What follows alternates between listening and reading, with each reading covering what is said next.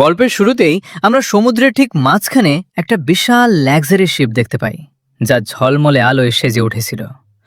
নতুন বছরকে স্বাগত জানাতে জাহাজের ভেতরে চলছিল ধামাকাদার নাইট পার্টি। প্রায় 2000 মানুষ নাচ গানে মেতেছিল, কারো মুখে হাসির শেষ ছিল না। কিন্তু তারা ঘুণাক্ষরেও টের পায়নি যে এই আনন্দ আর মাত্র কিছুক্ষণ। সবাই যখন পার্টিতে মগ্ন, ঠিক তখনই ক্যাপ্টেনের যেন কিছু একটা গন্ডগোল মনে হয়।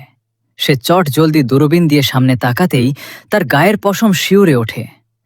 সামনে থেকে পাহাড়ের মতো বিশাল এক ডেভিল ওয়েব বা দানবীয় ঢেউ তাদের জাহাজের দিকে ধেয়ে আসছে। ক্যাপ্টেন তড়িঘড়ি করে শিপ ঘোরানোর চেষ্টা করে এবং ভাগ্যক্রমে জাহাজটির দিক কিছুটা বদলে দেয়, কিন্তু ঢেউটা ছিল অতিমাত্রায় দ্রুত। জাহাজ জুড়ে ইমার্জেন্সি অ্যালার্ম বেজে ওঠে। শিপের অফিসার সবাইকে এসে জানায়, একটা বিশাল ঢেউ আমাদের দিকে আসছে, তাই বাঁচতে ইমার্জেন্সিতে জাহাজের দিক বদলাতে হয়েছে। আপনারা সবাই শান্ত থাকুন।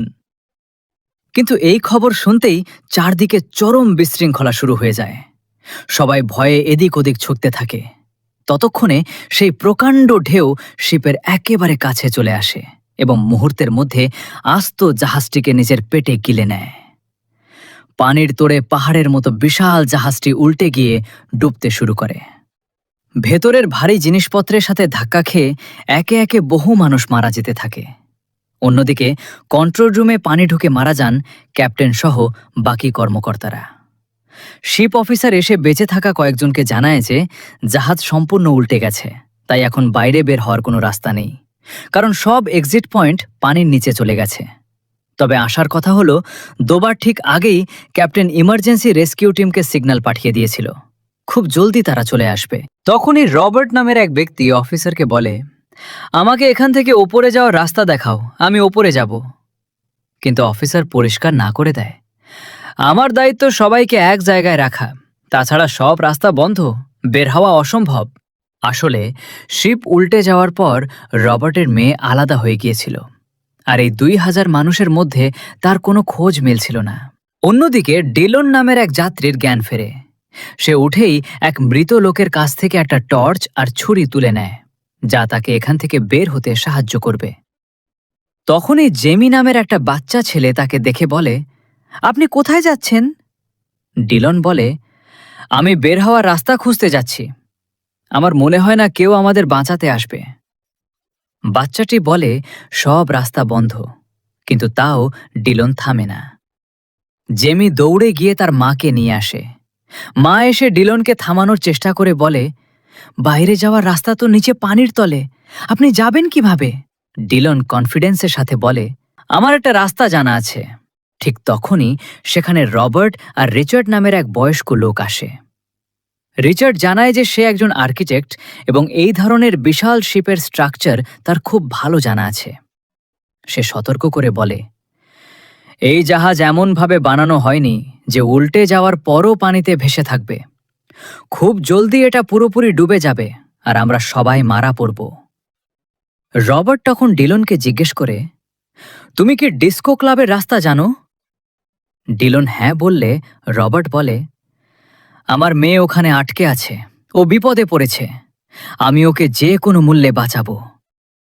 রবার্ট শিপের এক ওয়েটারকে দ্বিগুণ টাকার লোভ দেখিয়ে সাথে নেয়।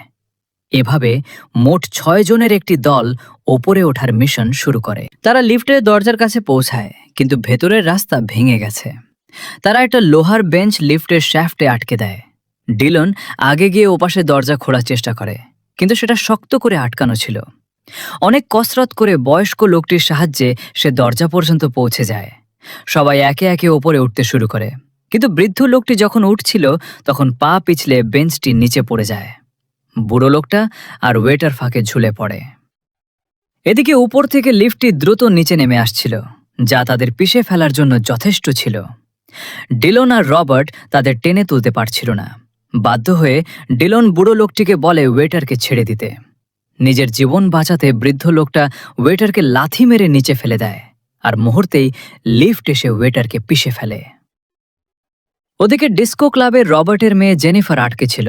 সাথে ছিল একটা ছেলে যার পা লিফটের নিচে চাপা পড়েছিল। রবার্ট ঠিক সময় সেখানে পৌঁছে যায় এবং মেয়েকে বুকে জড়িয়ে ধরে। এখন তাদের গ্রুপে মোট 9 জন সদস্য। তারা শিপের রডের ওপর ভর দিয়ে এগোতে থাকে। এক লোক ছটফট করে বলে, আমি আগে যাব, তোমরা আমাকে ছেড়ে চলে যেতে পারো। রবার্ট তাকে আগে যেতে দেয়, কিন্তু লোকটা কিছুটা এগোতেই উপর থেকে ইঞ্জিনের একটা বিশাল অংশ সরাসরি তার ওপর ভেঙে পড়ে। লোকটা তো মারা যায়, সাথে তেল ছড়িয়ে পড়ে পুরো জায়গায় আগুন ধরে যায়। তারা কোণ ঠাসা হয়ে পড়লে ডিলন সাহসিকতার সাথে একটা পাইপ মুখে নিয়ে পানির নিচে ঝাঁপ দেয়। আগুনের নিচ দিয়ে সাঁতরে সে ওপারে গিয়ে পাইপটি শক্ত করে বেঁধে দেয়। রবার্ট আর তার মেয়ে পাইপ ধরে ঝুলতে ঝুলতে ওপারে চলে আসে।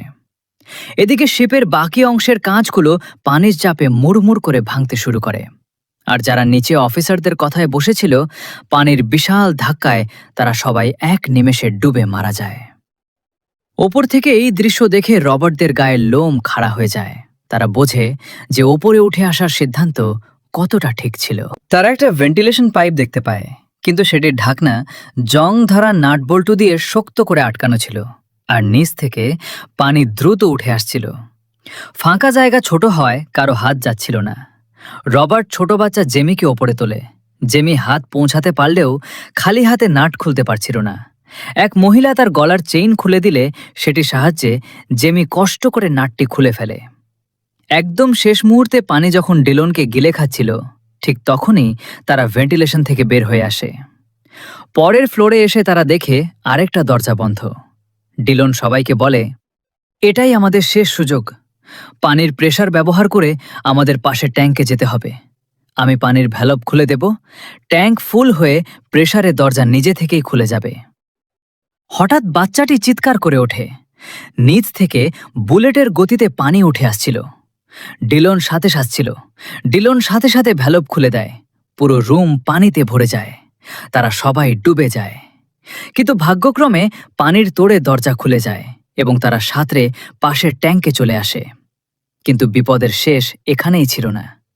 পানির ভেতর দিয়ে সাঁতরে যাওয়ার সময় এক মেয়ের জামা লোহার তারে আটকে যায়। ছাড়ানোর চেষ্টায় সে দেওয়ালে মাথা ঠুকে জ্ঞান হারায়। বুড়ো লোকটা তাকে উদ্ধার করে আনলেও ততক্ষণে মেয়েটি মারা গেছে। এখন বাকি রইল 7 জন। তারা শিপের একটা ম্যাপ খুঁজে পায়। ডিলন বুঝতে পারে তাদের শিপের বিশাল থ্রাস্টার বা ফ্যানগুলোর কাছে যেতে হবে, যেখান থেকে বাইরে বের হওয়ার পথ আছে। কিন্তু সেখানে গিয়ে তারা দেখে সেই পথও পানিতে ডুবে আছে, আর অজস্র লাশ ভেসে বেড়াচ্ছে। ডিলনের সব প্ল্যান ফেল মেরে যায়। মৃত্যুর মুখোমুখি দাঁড়িয়ে রবার্ট তাকে ধন্যবাদ জানায় জীবনের এই লড়াইয়ের জন্য। ঠিক তখনই জাহাজে একটা বিশাল ব্লাস্ট হয়। এতে সব পানি একদিকে সরে যায়, আর তারা ওপরের ফ্লোরে যাওয়ার রাস্তা পেয়ে যায়।